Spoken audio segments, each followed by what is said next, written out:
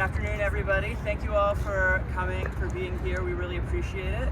This is a press conference about transparency in how police surveilled New Yorkers, and the irony is not lost that this hearing has been rescheduled 3 separate times.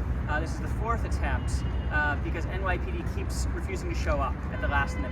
It's scheduled at a time that they say works for them, and then at the last minute they decide not to show up. And something important is that this tactic has worked, meaning that this legislation that we're introducing now is not going to be able to pass this year because the hearing is coming too close to the end of the year. It's going to have to be reintroduced in January because NYPD's refusal to be transparent in a process about transparency. So, with that out of the way, in 2020, New York City passed the Post Act, which is one of the more important pieces of surveillance, anti-surveillance legislation in the post-9/11 world. Thanks to the Post Act, Stop and others have been able to uncover a bit over $3 billion of surveillance spending by the New York City Police Department. To put this in perspective, the cost of the increase in asylum seekers in New York City that has the mayor in such a tizzy in cutting spending is expected to cost, according to the IBO, about $3 billion over the next year. So that entire amount of money is being spent by NYPD just in terms of surveillance expenditures uncovered thanks to the Post Act. Now, under the Post Act, NYPD is supposed to report on all the surveillance technologies they use, and they're supposed to issue these reports regularly. And so when they've issued their first preliminary report, it basically just said, yes, we use surveillance technology, with no other details over and over again. When this came out, there was a lot of outcry, a lot of pressure for them to issue a more detailed report. So when they issued their final report, it said basically the same thing.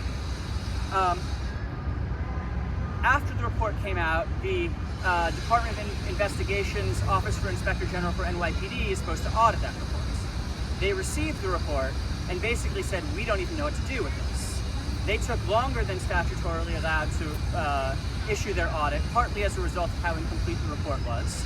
And the final audit basically said, we're not even able to audit this report because there's not enough details in it. Here are a whole slew of recommendations of things that should change about how NYPD interacts with surveillance technology and reporting. In response to those recommendations, NYPD declined to implement all but one of them, and the one that they considered agreeing to, they still have not implemented. And so as a result of all of this, I should say, in the meantime, NYPD has basically taken surveillance totally out of control and refused to follow the Post Act at all. You see new surveillance technologies like the Times Square robot and the DigiDog entering police use without any sort of impact statement as required under the Post Act. So, in the wake of all this, new legislation is necessary. So, today there's a hearing on 2 bills, Intros 1207 and 1193. These bills codify many of the important recommendations by the Office of the Inspector General for NYPD. Does not codify all of them.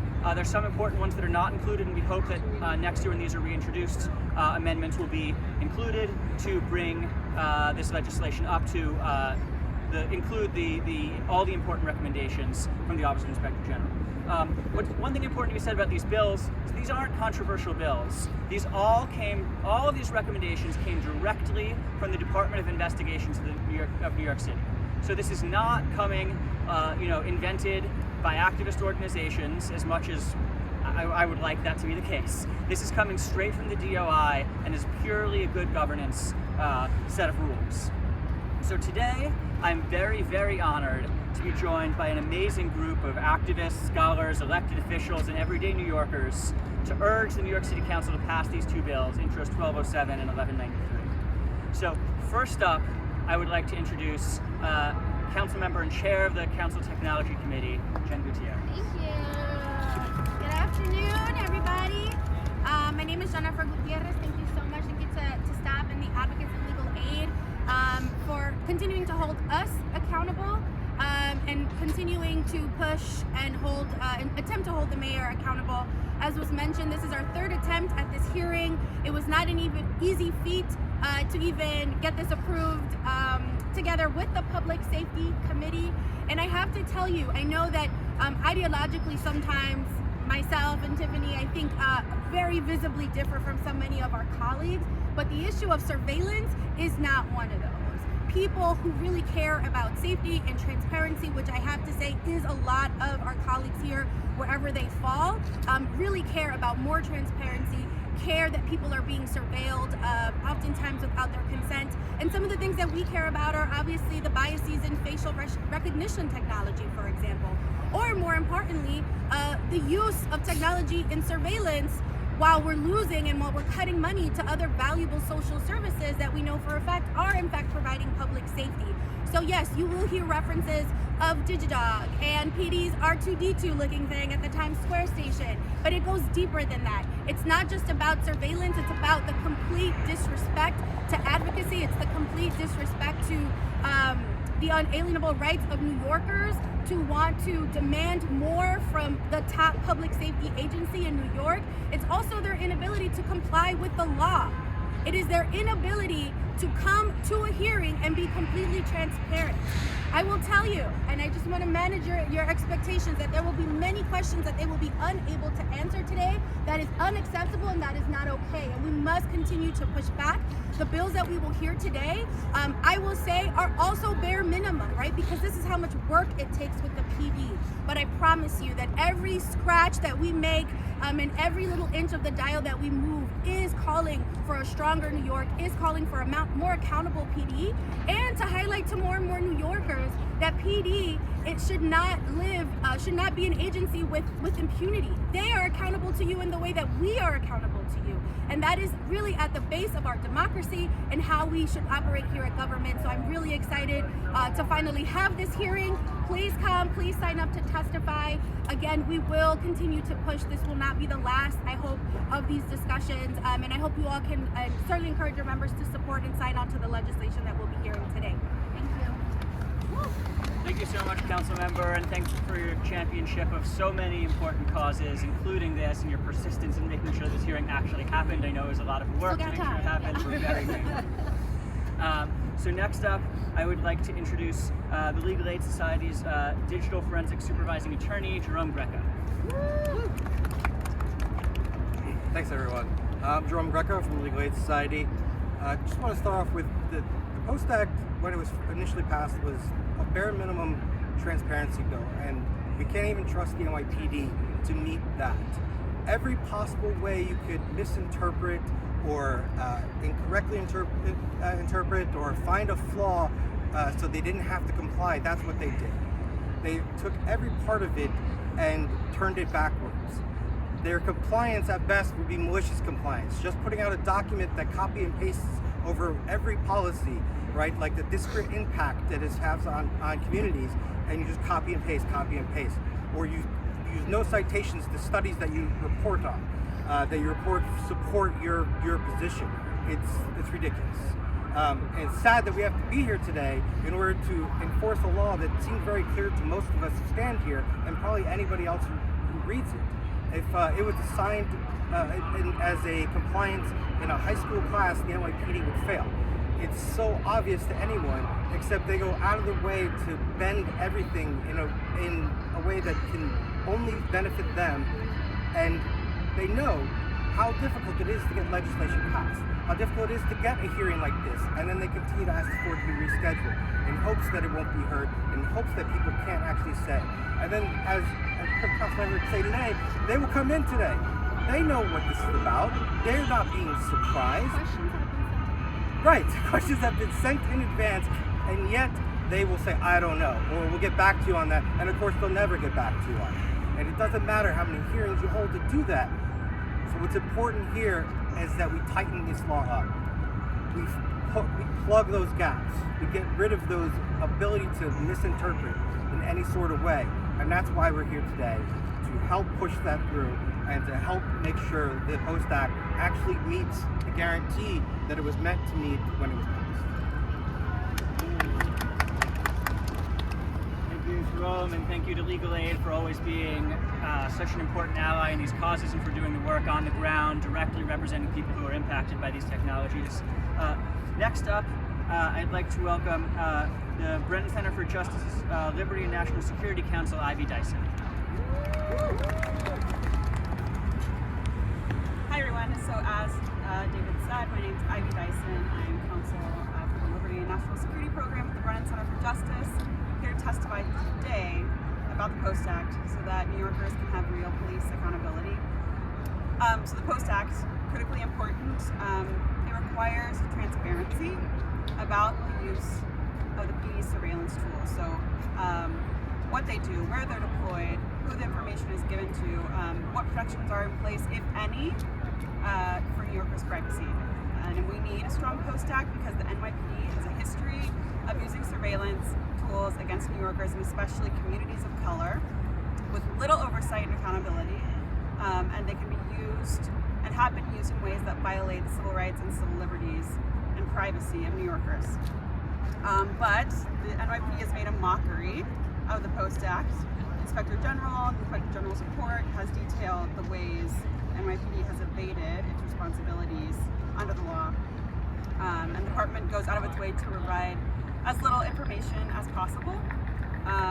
This is dangerous, it's undemocratic, it's disrespectful to the people of New York who deserve police accountability. And City Council members have introduced 2 bills that aim to strengthen the Post Act, and we support those bills, but there needs to be more. There's common sense changes that City Council members can make to ensure that the NYPD surveillance does not go unchecked. City Council must require that the NYPD provide more details on how it shares the information it gets from surveillance tools with other agencies. And it should be forced to report on the accuracy of the tools that it deploys, especially facial recognition software, which is rife with racial bias, and provide meaningful information about how surveillance technologies can impact communities of color. And City Council passed the Post Act in response to demand for greater police accountability, and now it has to strengthen the law to make sure that the NYPD does not continue to flout its responsibilities, and so that it can continue to be, it should be transparent and have oversight of the surveillance of New Yorkers. Thank you, Ivy, and of course thank you to the Brennan Center. They've been on the ground on this issue from day one. The Post Act never would have happened without the work that the Brennan Center did, so we're very grateful to be standing here with them. Next up, I'm going to call up Tia Latif from Amnesty International, another absolutely essential organization. Good afternoon, everyone. My name is Atiya. I'm an organizer at Amnesty International USA. When the Post Act was passed in 2020, New Yorkers were promised full transparency on how the NYPD was using these surveillance technologies.